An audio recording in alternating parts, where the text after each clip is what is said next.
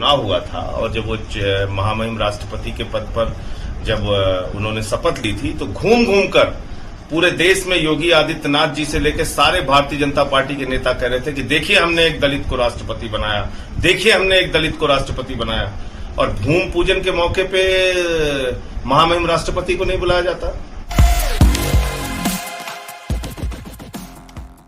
Bharatiya Janata party दलितों के विरोधी है, इसके पीछे क्या खास बात सुनते?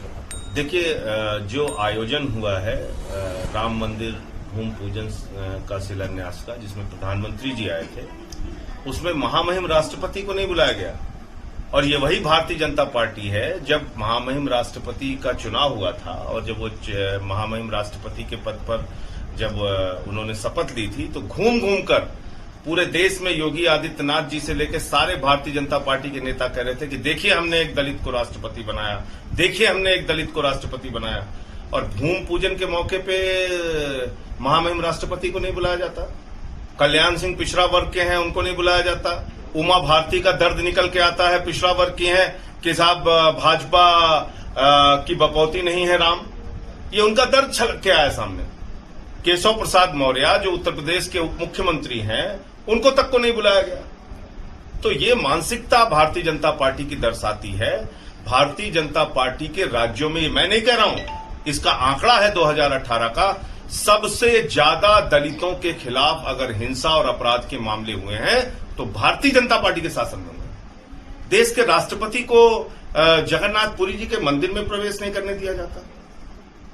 तो जब ये मानसिकता अभी भी है तो आप कैसे भगवान राम के अनुयायी हो सकते हैं, उस मर्यादा पुरुषोत्तम भगवान राम के जिन्होंने सिबरी के जूठे बैर खाए, उस मर्यादा पुरुषोत्तम भगवान श्री राम के जिनको निषाद राज ने नैया से पार कराया, नदी पार कराई, जिन्होंने बानरों की सेना लेके रावण का नाश किया।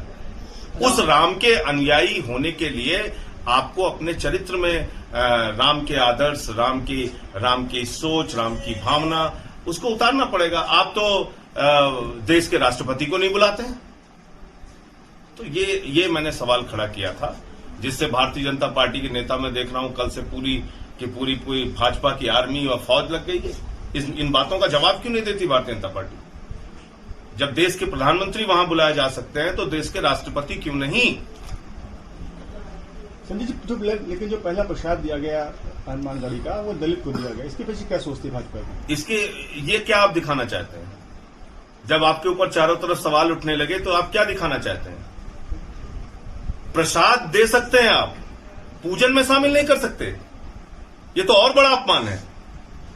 अरे भाई, पूजन कार्यक्रम में आप देश के राष्ट्रपति को नहीं शामिल कर सकते और आप प्रसाद देने के लिए सबसे पहले दलित का चुनाव कर रहे हैं, ड्रामा करने के लिए, नाटक दिखाने के लिए। इसका मतलब कहीं आपके मन में चोर छिपा था, आपको लगा कि आपसे अपराध हुआ और उस अपराध की पूर्ति करने के लिए आपने दलित को प्रसाद देने की नौटंकी की।